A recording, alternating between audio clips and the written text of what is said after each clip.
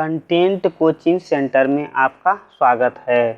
आज हम लोग पढ़ेंगे जर्मनी में राष्ट्रवाद यानी जर्मनी का एकीकरण, जिसमें हम ऐसे शख्सियत के बारे में पढ़ेंगे जिन्होंने अकेले ही पूरे जर्मनी के जो लगभग 300 छोटे बड़े राज्यों में विभक्त था, सभी को एक संगठित राज्य बना करके और एक संगठित राष्ट्र के रूप में उसको पूरा संगठित किया।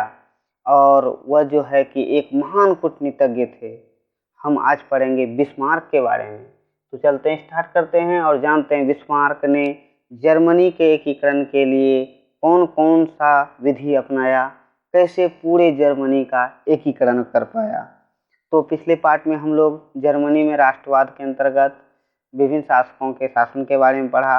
आज हम लोग बिस्मार्क और जर्मनी से संबंधित सारा जानकारी प्राप्त करेंगे और फिर देखते हैं और फिर इसका सारांश भी पढ़ेंगे। तो चलिए स्टार्ट करते हैं, फिर बात करेंगे। तो ये क्वेश्चन है पहला, विलियम ने किसे प्रशा का चांसलर नियुक्त किया। क्वेश्चन है विलियम ने किसे प्रशा का चांसलर नियुक्त किया।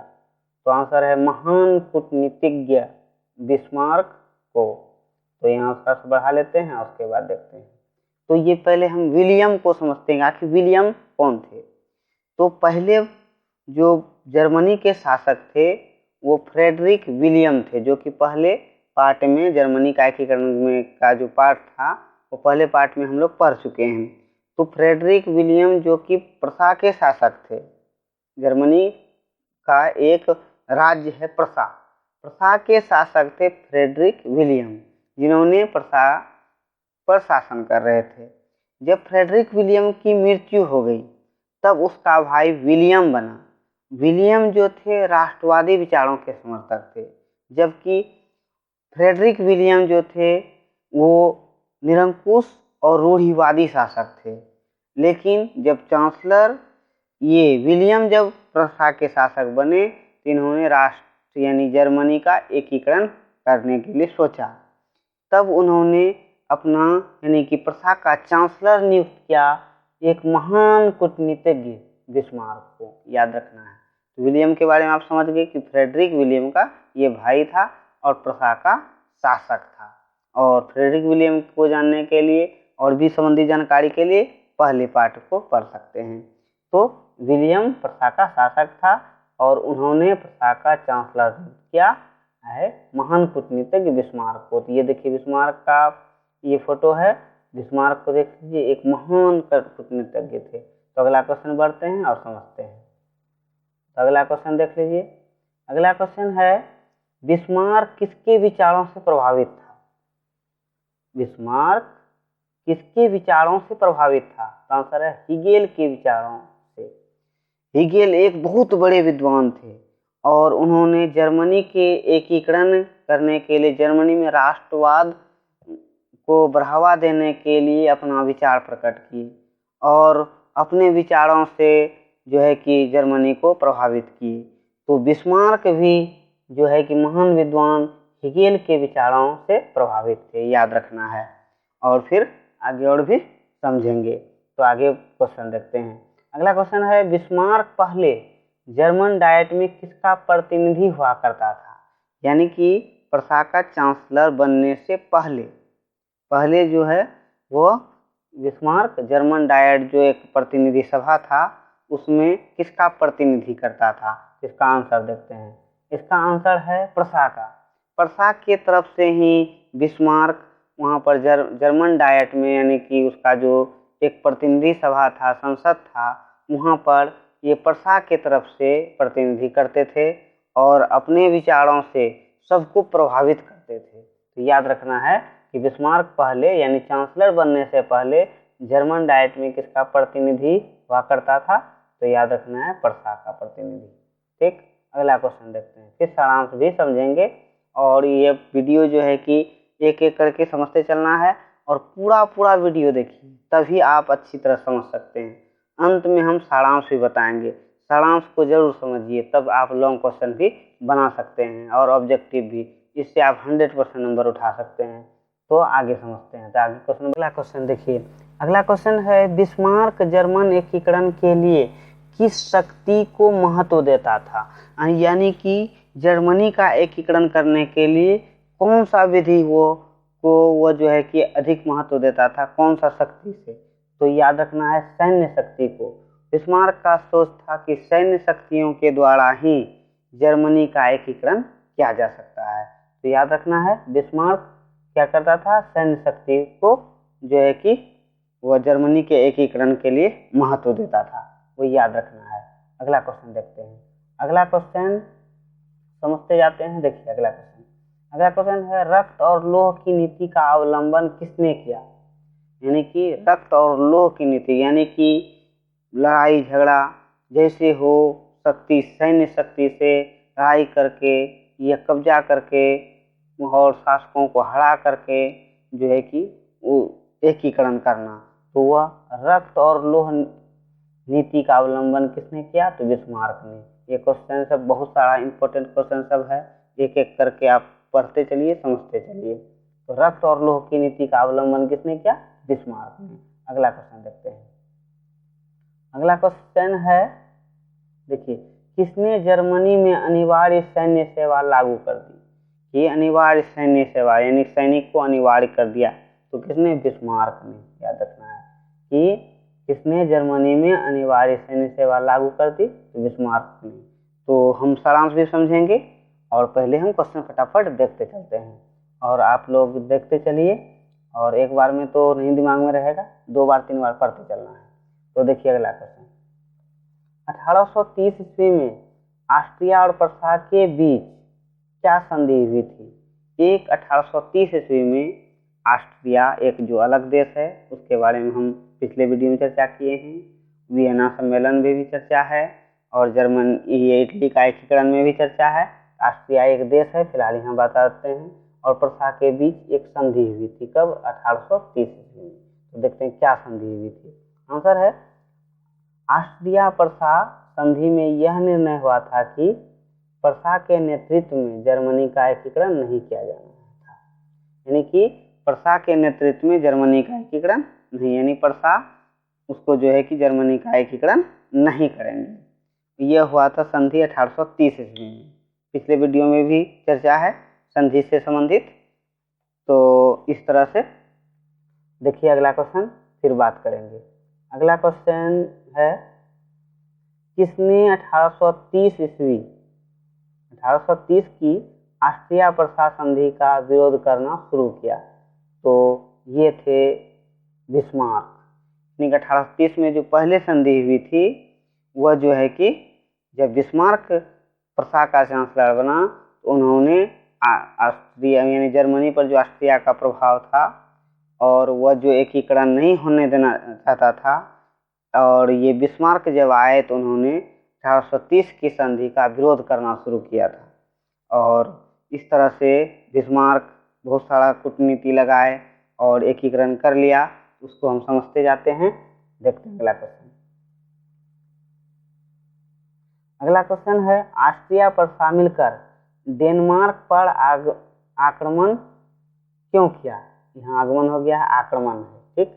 ऑस्ट्रिया पर शामिल कर डेनमार्क पर आक्रमण कब किया या क्यों किया है? तो क्यों किया, तो यहाँ पर देखते हैं। इसका आंसर है सेल्सविग और होल्स्टीन राज्य के मुद्दे को लेकर 1864 ईस्वी। अब हम इसको थोड़ा समझते हैं, और इस तरह से सारांश जब समझेंगे तो फिर ऑब्जेक्टिव और भी हमको अधिक क्लियर हो जाएगा। तो देखिए जर्मनी, पहले जर्मनी जो था कि आधुनिक काल में, उस समय वियना सम्मेलन से पहले भी वियना सम्मेलन के बाद तक क्या था कि टुकड़े टुकड़ों में बटा हुआ था, यानी कि छोटे छोटे राज्यों में बटा हुआ था। और छोटे छोटे राज्य के अलग अलग शासक जो स्वयं मतलब है कि अपना अपना स्वतंत्र रूप से शासन करते थे। और जर्मनी पर ऑस्ट्रिया का प्रभाव था। जर्मनी के 39 रियासतों पर ऑस्ट्रिया का शासन था, यानी कि अप्रत्यक्ष रूप से, जिसके कारण जो है कि ऑस्ट्रिया जर्मनी का एकीकरण नहीं होने देना चाहता था। अब क्या किया जाए जो कि ऑस्ट्रिया के प्रभाव को जर्मनी से हटाया जाए और सभी राज्यों को संगठित करके एक राष्ट्र के रूप में जर्मनी को बनाया जाए। तो इसीलिए तो ऑस्ट्रिया जो है कि एक शक्तिशाली देश था और जिस पर कि ये जर्मनी पर उसका पूरा कब्जा था और प्रसा जो है कि अभी ऑस्ट्रिया से डायरेक्ट नहीं लड़ सकता था। तो पहले ऑस्ट्रिया के साथ मिल करके वो कुछ अन्य देशों के मतलब के कब्जे में जो जर्मनी का कुछ क्षेत्र था उसको पहले क्या होता था कि उससे स्वतंत्र करना चाहता था। इसीलिए तो डेनमार्क जर्मनी का ही एक पड़ोसी देश है डेनमार्क, और डेनमार्क जो है कि जर्मनी का दो राज्य शेल्स्विग और होल्स्टीन, यहाँ भी देखिए है शेल्स्विग और होल्स्टीन, वह जर्मनी का ही दो राज्य था और जिस पर कि डेनमार्क कब्जा किया हुआ था। तो ये जो महान कूटनीतिज्ञ बिस्मार्क थे वो उन्होंने सोचा कि ऑस्ट्रिया के साथ मिल करके और जो है कि डेनमार्क पर आक्रमण कर लेते हैं जिससे कि डेनमार्क हार जाएगा और उससे दोनों राज्य ले लेना है। उसके बाद फिर जो है कि ऑस्ट्रिया को भी हटाना है, लेकिन पहले हम जो है कि डेनमार्क से निपट लेते हैं। तो इसलिए जो है कि ऑस्ट्रिया और प्रसा मिल करके डेनमार्क पर आक्रमण किया था। तो यही क्वेश्चन था कि ऑस्ट्रिया प्रसा मिलकर डेनमार्क पर आक्रमण क्यों किया। तो आंसर है शेल्स्विग और होल्स्टीन राज्य के मुद्दों को लेकर। कब? तो 1864 में। और इससे क्या हुआ कि प्रसा और ऑस्ट्रिया दोनों शक्तिशाली मिल करके डेनमार्क पर आक्रमण के कारण वो क्या हुआ कि डेनमार्क हार गया और दोनों राज्य स्वतंत्र हो गया। तो दो राज्य था और दोनों मिल करके आक्रमण किया था। इसीलिए अब देखिए कि एक राज्य ऑस्ट्रिया को मिला और एक राज्य जो है कि प्रसा के अपने अधीन कर लिया, यानी जर्मनी को मिल गया। तो देखते हैं कौन कौन किसको मिला। तो देखिए शेल्स्विग किसके अधीन हुआ, यानी शेल्स्विग पर किसका शासन स्थापित हुआ। तो क्वेश्चन देखते हैं शेल्स्विग पर किसके अधीन हुआ। तो देखिए आंसर देखिए प्रसा के, यानी प्रसा को शेल्स्विग मिला। और होल्स्टीन इसका मतलब हुआ कि ऑस्ट्रिया को मिला। देखिए यहाँ क्वेश्चन है होल्स्टीन किसको प्राप्त हुआ, तो यह है ऑस्ट्रिया को। होल्स्टीन ऑस्ट्रिया को प्राप्त हुआ। अगला क्वेश्चन देखते हैं। तो इस तरह से दोनों एक एक करके ले लिया, डेनमार्क से कब्जा खत्म हो गया। अब देखिए बिस्मार्क क्या करता है। अब बिस्मार्क देखिए क्वेश्चन है शेल्स्विग और होल्स्टीन में जर्मन राष्ट्रवादी भावना को फैलाकर किसने ऑस्ट्रिया के विरुद्ध लोगों को भड़का दिया। तो चलिए अब बात करते हैं थोड़ा, ये बहुत इंपॉर्टेंट सब बात है कि क्या हुआ कि पहले तो ऑस्ट्रिया और प्रसा मिल करके क्या हुआ डेनमार्क पर आक्रमण किया और उससे क्या हुआ कि दो राज्य होल्स्टीन और शेल्स्विग था उसको ले लिया और ले करके एक ऑस्ट्रिया को दे दिया और एक प्रसा लिया। अब देखिए कि ये जो बिस्मार्क है इन्होंने दिमाग लगाया कि जर्मन राष्ट्रवादी भावना बढ़ा करके ऑस्ट्रिया का विरोध करना है, जिससे उससे फिर जो ऑस्ट्रिया को होल्स्टीन मिला वो भी ले लेना है और ऑस्ट्रिया का जो जर्मनी पर से कब्जा है उसको भी हटा देना है। इसीलिए अब ऑस्ट्रिया से विरोध करना था। इसीलिए क्या किया कि वो जो दोनों राज्य था डेनमार्क से मिला छुड़ाया था, स्वतंत्र किया था, वो शेल्स्विग और होल्स्टीन उसमें राष्ट्रवादी भावना फैला करके और ऑस्ट्रिया के विरुद्ध लोगों को भड़का दिया, यानी ऑस्ट्रिया का वहाँ के लोग विरोध करने लगे। तो एक राज्य तो जैसे होल्स्टीन है, होल्स्टीन तो मिला था ऑस्ट्रिया को, वहाँ भी ऑस्ट्रिया का विरोध होने लगा। अब देखिए क्या होता है, अब जो है कि अब ही ट्विस्ट आएगा। अब देखिए तो ये देखिए भावना कौन भड़काया, प्रसा ने। शेल्स्विग और होल्स्टीन में जर्मन राष्ट्रवादी भावना को फैलाकर किसने ऑस्ट्रिया के विरुद्ध लोगों को भड़का दिया, ये प्रसा ने किया, यानी कि ये बिस्मार्क ने किया। ये याद रखना है, बहुत ही इम्पोर्टेंट जो है कि क्वेश्चन है और ये लॉन्ग क्वेश्चन में भी आप अधिक से अधिक समझेंगे। तो अगला क्वेश्चन देखते हैं। देखिए अगला क्वेश्चन है ऑस्ट्रिया की सेना को होल्स्टीन जाने से किसने रोका, तो प्रसा ने।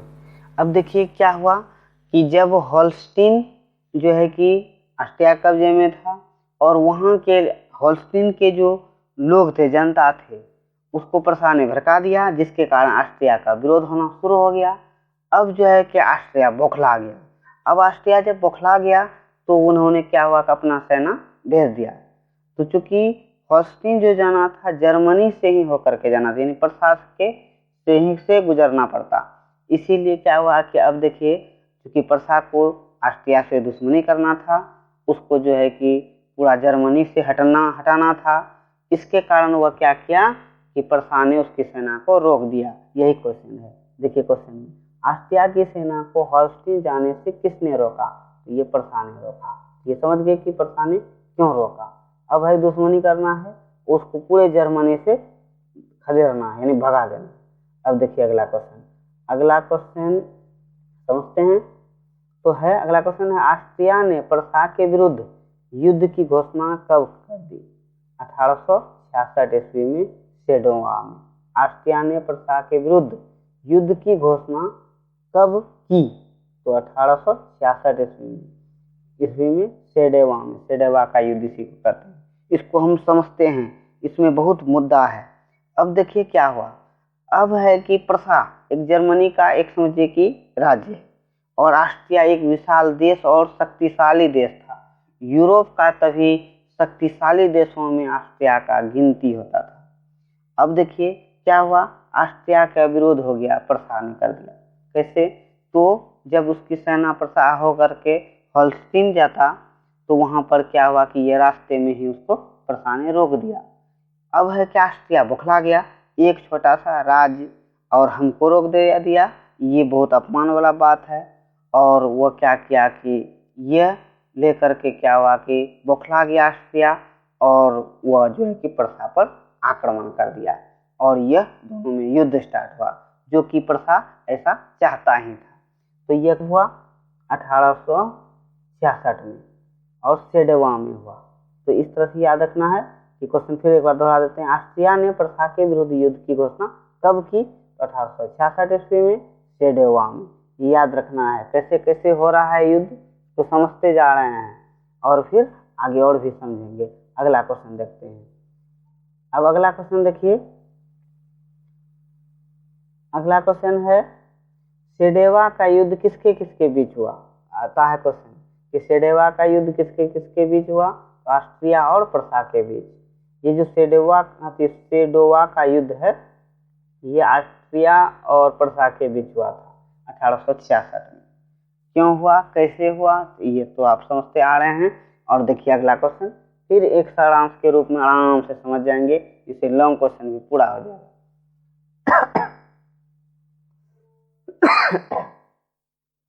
अब देखिए अगला क्वेश्चन है, सेडोवा के युद्ध में किसकी हार हुई?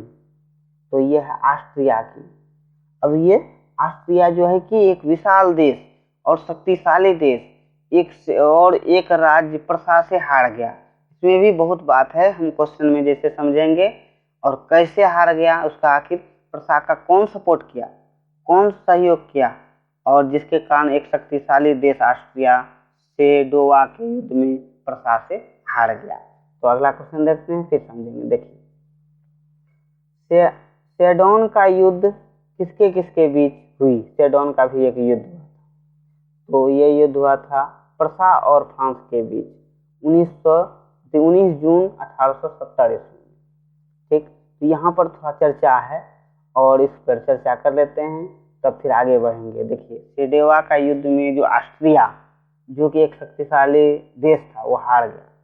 तो देखिए अब क्या हुआ था कि जर्मनी का जो चांसलर है बिस्मार्क, वो महान कूटनीतिज्ञ थे।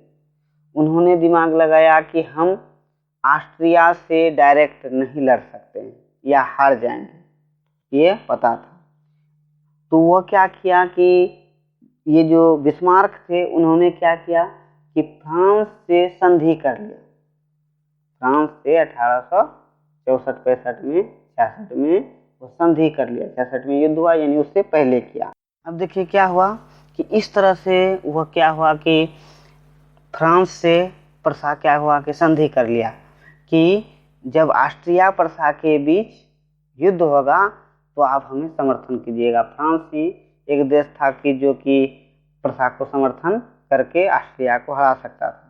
तो इसीलिए प्रसा और ये जो है कि फ्रांस के बीच संधि करके, और जब ऑस्ट्रिया के विरुद्ध युद्ध हुआ तो उसमें जो है कि ऑस्ट्रिया को हारना पड़ा। जी, फ्रांस अगर सहायता नहीं करता तो प्रसा नहीं जीत पाता, लेकिन बिस्मार्क एक ऐसे कूटनीतिज्ञ थे दिमाग लगा करके और फ्रांस से जो है कि सहायता ले करके ऑस्ट्रिया को, एक शक्तिशाली देश को हरा दिया। अब आगे बात करते हैं आगे क्या हुआ। आगे अगला क्वेश्चन है सेडोन का युद्ध किसके किसके बीच हुई। सेडोन का भी एक सेडोवा का युद्ध, ये सेडोन का युद्ध अलग है। तो प्रसा और फ्रांस के बीच 19 जून 1870 ईस्वी को। अब देखिए क्या हुआ, इसमें भी बात बहुत बड़ा है। अब देखिए सेडोवा का युद्ध में फ्रांस से क्या करता है, बिस्मार्क यानी प्रसा सहायता ले लेता है और दोनों जो है कि ऑस्ट्रिया के साथ लड़ता है, जिसे ऑस्ट्रिया हरा देता है। अब चूंकि उसमें बात क्या था कि जर्मनी का कुछ क्षेत्र जो है कि बिस्मार्क जो है कि उसको दे देगा, आगे होगा चर्चा, और वो बात हो गया था। लेकिन क्या था कि अब फ्रांस को भी जर्मनी से बेदखल करना था, हटाना था। इसीलिए जो है कि अब जो है कि प्रसा का डायरेक्ट लड़ाई जर्मनी किससे था, फ्रांस से था। तो फिर आगे समझेंगे, देख लेते हैं।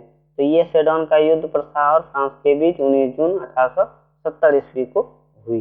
अब देखते हैं अगला क्वेश्चन। अगला क्वेश्चन है सेडोन के युद्ध में किसकी हार हुई, फ्रांस की। अब देखिए प्रसा जो कि पहले एक राज्य है और उन्होंने ऑस्ट्रिया को तो हरा ही दिया और फ्रांस को भी हरा दिया, यानी सेडोन का युद्ध में फ्रांस की हार हुई, याद रखना है। और अगला क्वेश्चन देखते हैं तब फिर समझेंगे। अगला क्वेश्चन है फ्रैंकफर्ट की संधि कब हुई। तो 10 मई 1871 ईस्वी को, 10 मई 1871 ईस्वी को फ्रैंकफर्ट की संधि हुई।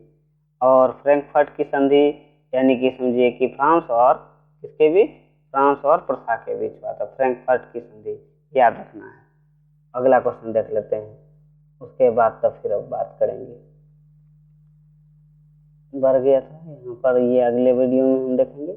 यहाँ देखिए अगला क्वेश्चन देखिए क्या है, जर्मनी का एकीकरण कब पूर्ण हुआ। 1971 ईस्वी में जर्मनी का एकीकरण पूर्ण हो गया 1971 ईस्वी में। तो ये अब देखिए कि अब सारांश के रूप में हम पहले समझते हैं और फिर इस तरह से पूरा जानकारी हमें मिल जाएगा। और सारांश जब समझ लीजिएगा तो लॉन्ग क्वेश्चन भी बन जाएगा। अब देखिए पहले पार्ट में भी कुछ चर्चा है, तो वहाँ से उसको छोड़ करके आगे इस पार्ट का हम सारांश समझते हैं। पिछले पार्ट का जो नहीं देखे हैं तो वो जाकर के जर्मनी का एकीकरण देख सकते हैं। और भी है एक इटली का एकीकरण, मेजनी के बारे में, फिर गेरिबाल्डी के बारे में, काउंट काउड के बारे में, तो आगे समझ सकते हैं।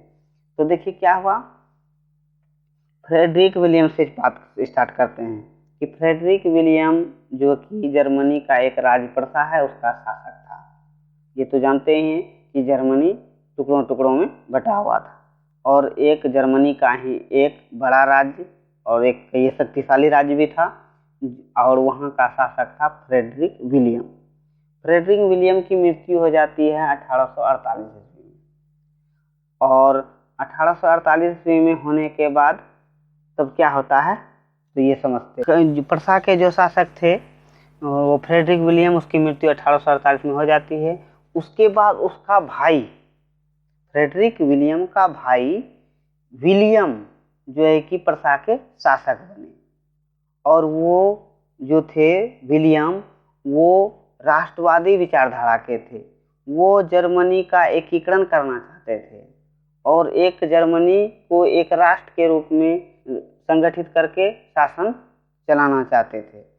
और इसीलिए उन्होंने एक महान कूटनीतिज्ञ बिस्मार्क को प्रसा का चांसलर नियुक्त किया। वो किसने किया तो विलियम ने, याद रखना है। बिस्मार्क को चांसलर किसने नियुक्त किया तो विलियम, और प्रसा का चांसलर कौन था तो बिस्मार्क। ये क्वेश्चन सब इंपॉर्टेंट है, याद रखना है। उसके बाद क्या होता है, उसके बाद हुआ कि बिस्मार्क जब प्रसा का चांसलर बना तो उन्होंने दिमाग लगाना शुरू कर दिया कि आखिर इसका जर्मनी का एकीकरण कैसे होगा। तो जर्मनी का एकीकरण में ये जो है बिस्मार्क भी ऑस्ट्रिया को ही बाधा मानता था और जो कि ऑस्ट्रिया जर्मनी की 39 रियासतों पर अपना अप्रत्यक्ष रूप से कब्जा जमाया हुआ था। अब बिस्मार्क दिमाग लगाने लगा क्या किया जाए, और चूंकि ऑस्ट्रिया एक शक्तिशाली देश था, उससे जो है कि अचानक लड़ना या डायरेक्ट लड़ना आसान नहीं था। तो पहले उन्होंने, बिस्मार्क ने दिमाग लगाया कि पहले जो जर्मनी का कुछ राज्य अलग दूसरे देशों के अंडर में है उसको स्वतंत्र कर लिया जाए, और वह जो है उसके लिए क्या किया जाए। तो उन्होंने क्या हुआ कि प्रशा ऑस्ट्रिया यानी कि बिस्मार्क ने ऑस्ट्रिया के चांसलर या शासक से बात करके कि हम लोग डेनमार्क पर आक्रमण करेंगे, जहाँ की डेनमार्क ने जर्मनी के 2 राज्यों को अपने कब्जे में रखा है, सेल्सविग और होल्स्टीन, और जिसमें कि हम लोग आपस में इसको ले लेंगे। तब जाकर के ऑस्ट्रिया और प्रशा मिलकर के डेनमार्क पर आक्रमण किया। कब? तो 1866 में ऑब्जेक्टिव में था, और आक्रमण किया, डेनमार्क हार गया। तो उसमें से सेल्सविग ले लिया प्रशा और होल्स्टीन दे दिया ऑस्ट्रिया को। इस तरह से ये हो गया बात। अब है कि बिस्मार्क चाहता था कि ऑस्ट्रिया को ही जो है कि पूरे जर्मनी से बेदखल कर देना है। उन्होंने क्या किया, 2 राज्य जो था वो होल्स्टीन और सेल्सविग, दोनों में जर्मन राष्ट्रवादी भावना को जगा करके और ऑस्ट्रिया के विरुद्ध लोगों को भड़का दिया। वहाँ के लोग ऑस्ट्रिया का पूरा विरोध करने लगा और विरोध करने लगा। अब ये देखिए क्या हुआ कि जब विरोध करने लगा तो ऑस्ट्रिया बौखला गया। उन्होंने अपना जो है कि सेना को भेजने का आदेश दे दिया कि जाओ वहाँ पर विरोध हो रहा है और उसको जो है कि बंदी बनाओ, दंड दो, शासन उसको शांत करो। और वही बीच में जब सेना जा रही थी तो वही प्रशा होकर के वहाँ पर होल्स्टीन तक जाना था, और बॉर्डर पर ही प्रशा ने इसकी सेना को रोक दिया। अब देखिए क्या हुआ कि ऑस्ट्रिया बौखला गया। ये कैसे हो सकता है, एक छोटा सा राज्य जिसको हम मसल देंगे तो खत्म हो जाएगा, और वह क्या किया कि बौखला गया और हमको रोक देता है। और फिर क्या हुआ कि ऑस्ट्रिया ने प्रशा के विरुद्ध युद्ध की घोषणा कर दी, जिसको कि सेडेवा का युद्ध कहते हैं। तो उससे पहले, इस युद्ध से पहले बिस्मार्क ने फ्रांस के जो शासक थे नेपोलियन तृतीय, उससे संधि कर लिया था कि जब ऑस्ट्रिया और प्रशा के बीच युद्ध होगा तो उसमें जो है कि आप हमें सहायता दीजिएगा, उसके बदले हम जर्मनी का कुछ क्षेत्र आपको दे देंगे। लोभ दिया पहले, और फ्रांस तैयार भी हो गया। और जब प्रशा और ऑस्ट्रिया के बीच युद्ध हुआ तब जाकर के फ्रांस भी जो है कि एक तरफ से आक्रमण किया, दूसरे तरफ से प्रशा, जिसके कारण सेडेवा का युद्ध में क्या हुआ कि ऑस्ट्रिया की हार हो गई, और जिससे कि जर्मनी से पूरा का पूरा ऑस्ट्रिया का जो है कि वहाँ से बेदखल हो गया। इस तरह से क्या हुआ कि ऑस्ट्रिया का कब्जा ये जो है कि प्रशा से या फिर जर्मनी से हटा दिया। उसके बाद देखिए क्या हुआ। अब देखिए क्या था कि ऑस्ट्रिया को जर्मनी से हटाने के बाद बिस्मार्क अब फ्रांस को जो है कि ऑस्ट्रिया यानी जर्मनी से पूरा बेदखल यानी कि अलग करना था। अब क्या था कि अब युद्ध था प्रशा और फ्रांस के बीच, यानी जर्मनी और फ्रांस के बीच। तो यह भी मौका आ गया कि फ्रांस का विरोध में ये जो है कि प्रशा आ गया। तो एक बार मुद्दा हुआ था स्पेन में शासन का। स्पेन में शासक बनता और वहाँ पर जो है कि जर्मनी यानी प्रशा के ही राजकुमार थे जो कि स्पेन में शासक बनते, और वही मुद्दा लेकर के फ्रांस उस पर जो है उसका विरोध किया था शासक नहीं बनने के लिए। और यही मुद्दा लेकर के प्रशा क्या हुआ कि फ्रांस के विरुद्ध युद्ध की घोषणा कर दी। अब देखिए फ्रांस और प्रशा के बीच युद्ध हो गया। युद्ध हुआ कब? तो 19 जून 1870 ईस्वी को। और इस तभी तक में प्रशा और भी शक्तिशाली हो गया था, और वह जो है कि वह युद्ध में फ्रांस को हरा दिया। वही युद्ध था सेडोन का युद्ध, याद रखना है। सेडोन का युद्ध हुआ किसके किसके बीच? प्रशा और फ्रांस के बीच। कब? तो 19 जून 1870 ईस्वी में। तब जा करके एक संधि हुई। तो कौन संधि? फ्रैंकफर्ट की संधि। और यह फ्रैंकफर्ट की संधि फ्रांस और प्रशा के बीच हुई, और जिसके तहत वह क्या हुआ कि फ्रांस भी ऑस्ट्रिया से जो है कि यानी फ्रांस भी जर्मनी से जो है कि पूरा हट गया। यह हुआ था 10 मई 1871 ईस्वी को। फ्रैंकफर्ट की संधि कब हुई? 10 मई 1871 ईस्वी को। तो इस तरह से जर्मनी का एकीकरण कब तक पूर्ण हुआ? तो 1971 ईस्वी तक। 1971 ईस्वी तक में जर्मनी जो है कि एक सभी राज्यों को मिला करके एक राष्ट्र के रूप में बन गया और पूरा एकीकरण हो गया, जिससे जर्मनी से ऑस्ट्रिया का, फ्रांस का, डेनमार्क का और भी कोई देश था वो सब का प्रभाव पूर्ण रूप से खत्म हो गया। तो अकेले बिस्मार्क ऐसे महान कूटनीतिज्ञ थे, अपने कूटनीति से, अपने बुद्धिमानी से वह क्या किया कि बारी बारी से ऑस्ट्रिया और फिर फ्रांस, डेनमार्क सबको जर्मनी से हटा दिया और वह एक संगठित राष्ट्र बन गया। इस तरह से क्या हुआ कि बिस्मार्क का जर्मनी का एकीकरण में योगदान था। तो इस तरह से दिमाग में रखना है कि जर्मनी का एकीकरण किसने किया?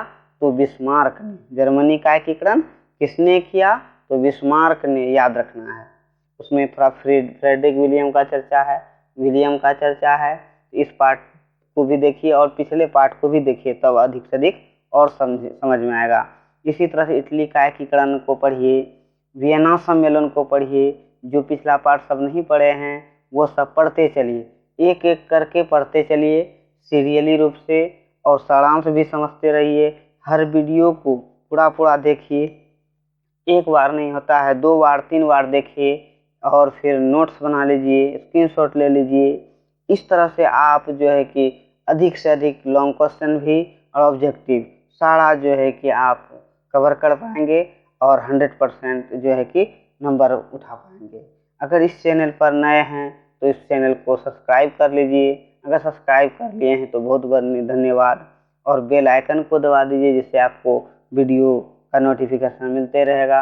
और इस तरह से इतिहास, भूगोल और फिर पॉलिटिकल साइंस जितना भी है, आर्ट्स पेपर, फिर साइंस, फिर मैथ, एक एक करके हम लोग सब पढ़ेंगे, जिससे कि बोर्ड के एग्जाम में 100% नंबर आप उठा सकते हैं। तो आज के लिए इतना ही। अब हम लोग पढ़ेंगे, देखिए अब हम लोग अगले पार्ट में पढ़ेंगे यूनान में राष्ट्रवाद। यूनान में राष्ट्रवाद हुआ, उसमें क्या क्या हुआ। हम लोग इटली, जर्मनी का एकीकरण पढ़ लिए हैं, यूनान में राष्ट्रवाद अगले वीडियो में पढ़ेंगे। और इस तरह से पूरा हम एक एक करके सीरीज पढ़ते जा रहे हैं, जिससे एक भी क्वेश्चन नहीं छूटेगा और आप अच्छी तरह से जो है कि जानकारी प्राप्त कर सकते हैं। तो आज के लिए इतना ही, और फिर मिलते हैं अगले वीडियो में। अब तब तक के लिए धन्यवाद।